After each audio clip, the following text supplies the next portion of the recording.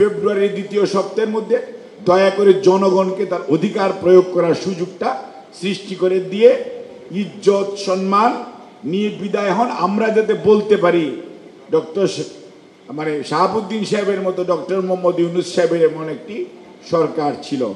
যে বাসন্তীর ছবি ছাপালো আফতাব ভাই কি জন্য মারা গেল, কি জন্য? শেখ সেলিম তার বইয়ের মধ্যে লিখলো কোথায় আফতাব আহমেদ, লিখেছে না? তদন্ত হওয়া উচিত। সাগর রুনির 120 বার বোধ হয়ে গেছে, চার্জশিট আর আসে না।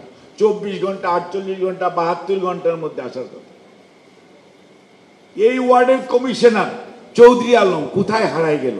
ওই লোকগুলো কাদের ডিউটি ছিল, কারা তুলে নিল? সেগুলো বের করার দায়িত্ব কি অন্তর্বর্তীকালীন সরকারের না? ওই যে শিকদার ভাই যেমন বলেছে, এনাফ ইজ এনাফ। আদতে শাহাবুদ্দিন সাহেবের আমলে এখনো মানুষটার কথা আমরা মনে রাখি। কেন?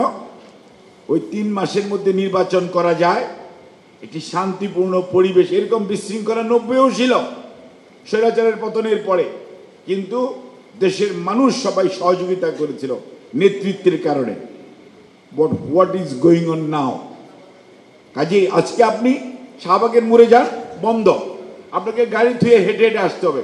কখন কোথায় কি হচ্ছে nobody knows. There is no control. There is no control.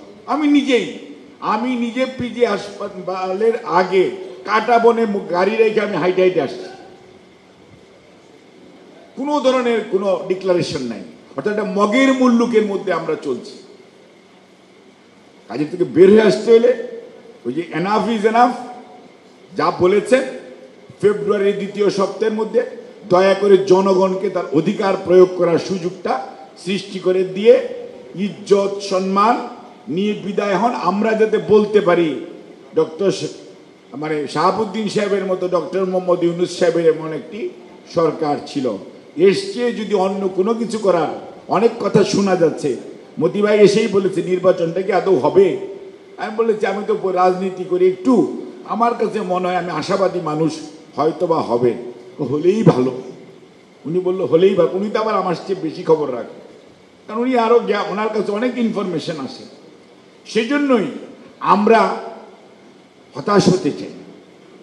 আর সাংবাদিকরা আপনাদের দায়িত্ব সবচেয়ে বেশি, played the very vital role.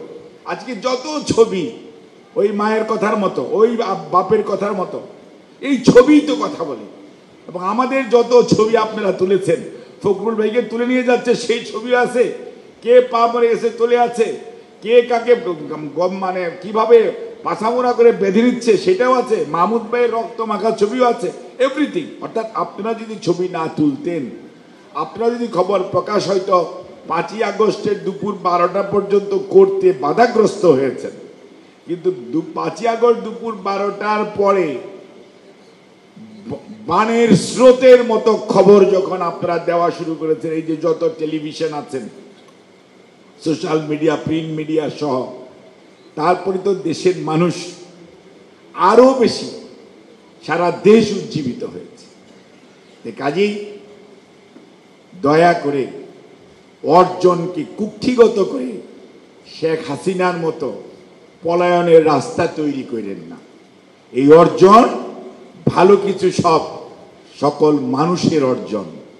সেটিকে স্বীকার করুন, সেটিকে অনুধাবন করুন, স্বীকৃতি দেন, এবং যেই লক্ষ্যে এই অর্জন, সেই লক্ষ্য বাস্তবায়ন, জনগণকে ক্ষমতায়নের সুযোগ এবং জনগণকে তার দায়িত্ব পালন করার সুযোগ দয়া করে দেন।